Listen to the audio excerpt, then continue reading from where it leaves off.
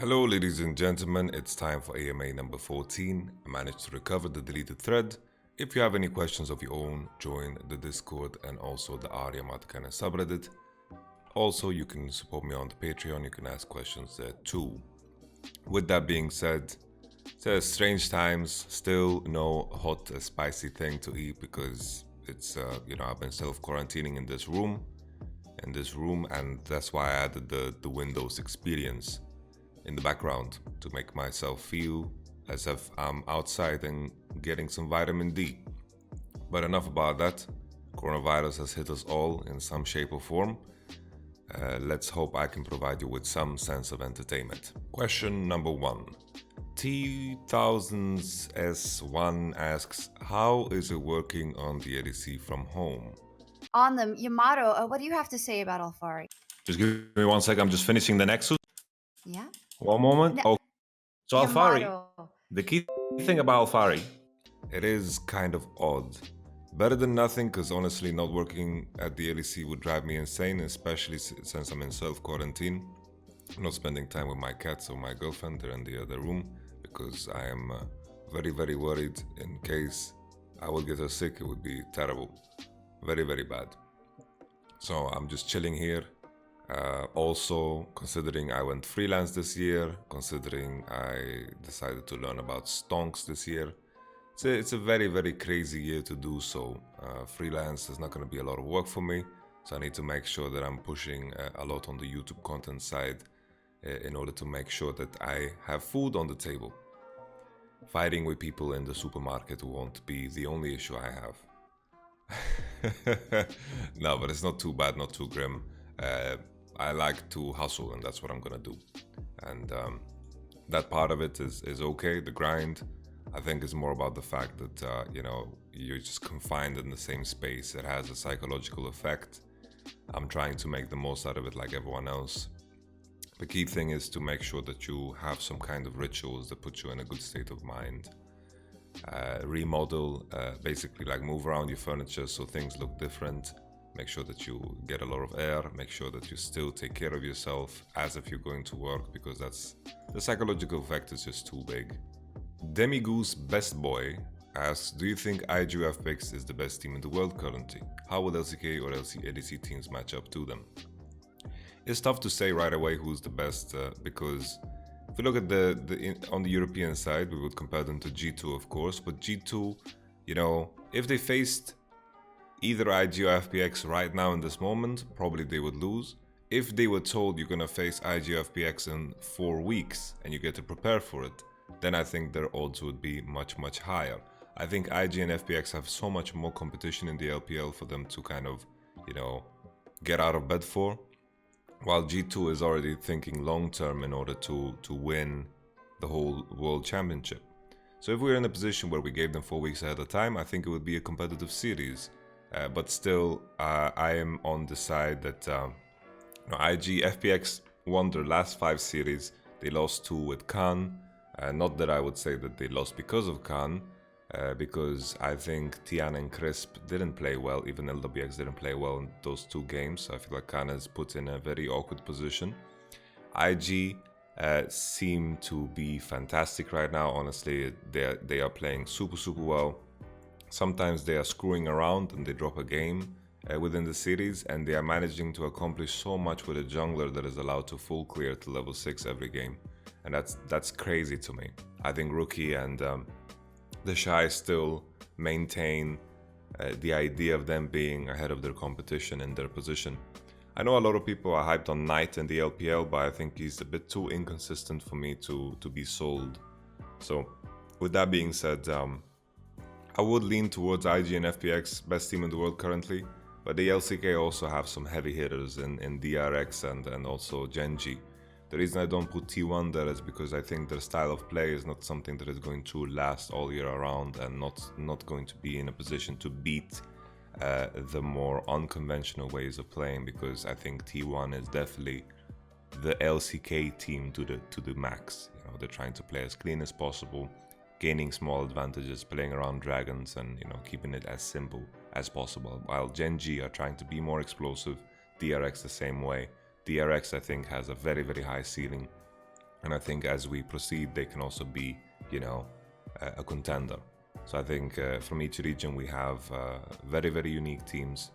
E-Star as well, JDG, Top. There are teams in China that are not using their full roster. They still have players that are on the bench that are not playing because of quarantine, or I don't know what's going on. I don't want to speculate. But it's very tough to say who is the best team in the world in this moment. But if you put a gun to my head, I would be like, ah! And then I would say Invictus Gaming. Vanilux asks, hey Yamato, I have just seen the latest Summoning Insight where Thorin and Monte watch Breaking Point. I was wondering if you have seen Breaking Point and what was your thoughts on it. So basically, I think, in this video, or the movie, or whatever you want to call it, documentary, obviously Locodoco comes out looking like a Muppet, and Dardak looks like, he's being a bad teammate or whatever. But in all honesty, Breaking Point is designed to make it as dramatic as possible, and I think they are put in a very unfair position where they're getting filmed in a very stressful environment. This is, the stress and the tension that is built in within teams is something that the coach should handle. So I put most of the blame on Locodoco because I see, like for me, the coach's position is to be the bigger man, to be responsible, to handle the environment, to take care and nourish and make sure that your players are as comfortable as possible. So I don't necessarily blame Dardoch, because in the end, if I was in that situation, how would I view it? And that's how I would view it. But then again, we need to take it with a grain of salt because we don't know everything. Breaking Point was thousands of hours of footage broken down into an hour and a half or whatever it was, right? So it is just a dramatic piece for people to speculate over, and I think that's what it became. That's always what the product of something like this will be. So I wouldn't want to be in a position where I get filmed 24/7, because that's pretty, intense already, adding more stress to an already stressful situation. But as a coach, I think you should be responsible for the environment and the culture of your team.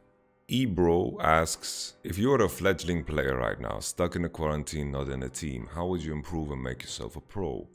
Would you just spam solo queue and hope you get lucky, or would you review all the pro games and improve your knowledge? I would do both. You need to play solo queue in order to impress the right people. Impressing the right people is sniping the pro players when they're playing and making sure that you smack them on the head enough times in order for them to remember your name. And then at the same time, in order to reach that level, you need to review pro games, because that's where you're going to get a lot of ideas from. A lot of problems have already been solved. The light bulb that you're using in your roof, you're just pressing a button, right?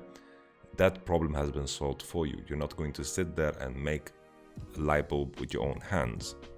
The same thing can be said for pro play, right? Rookie, the way he plays Orianna is going to be something that is the staple of how to play Orianna. If you're playing Orianna and practicing Orianna, why wouldn't you learn from the best?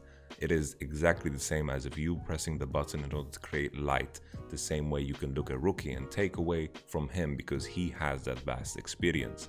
He has gone through all of the mistakes you're going to make if you are going to figure out the same play.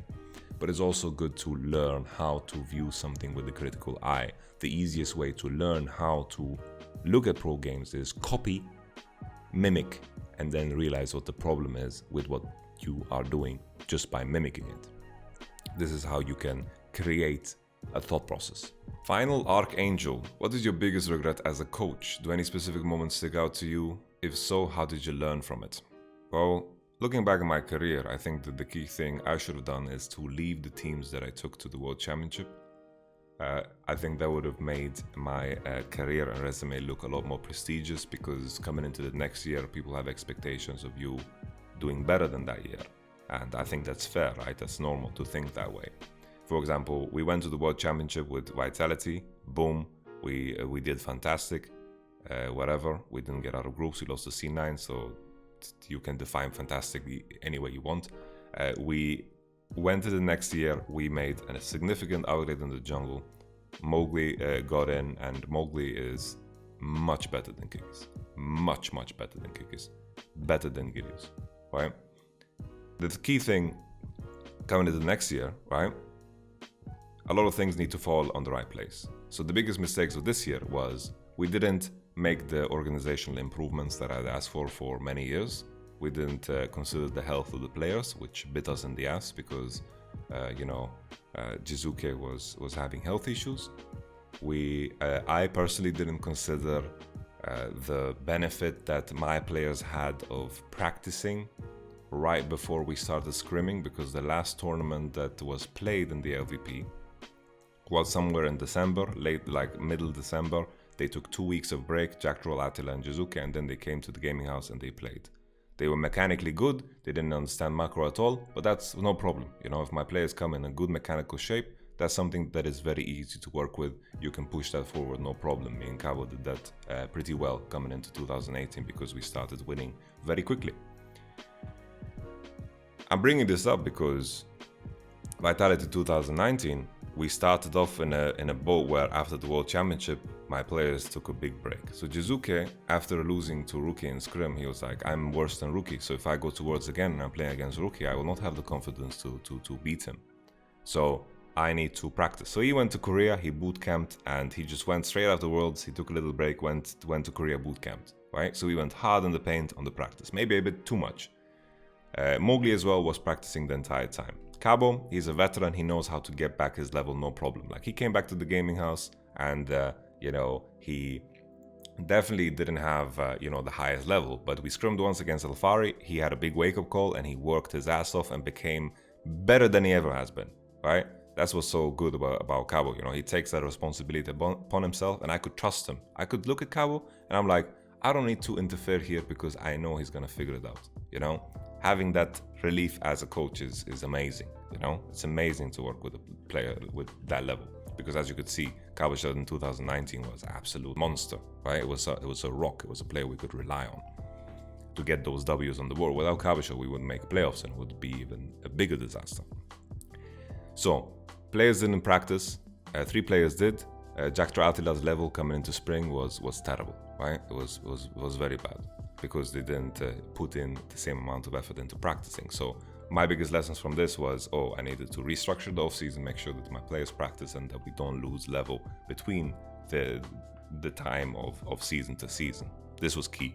And then Mowgli, the biggest mistake was he had success in Africa because he had substitutes around him. He had the pressure around him. He had like big brothers around him that pushed him in that direction. And in Vitality, there was no substitute bench there, and he took up the habits of Jizuke and Kabashad in scrims, and they tend to test a lot of limits.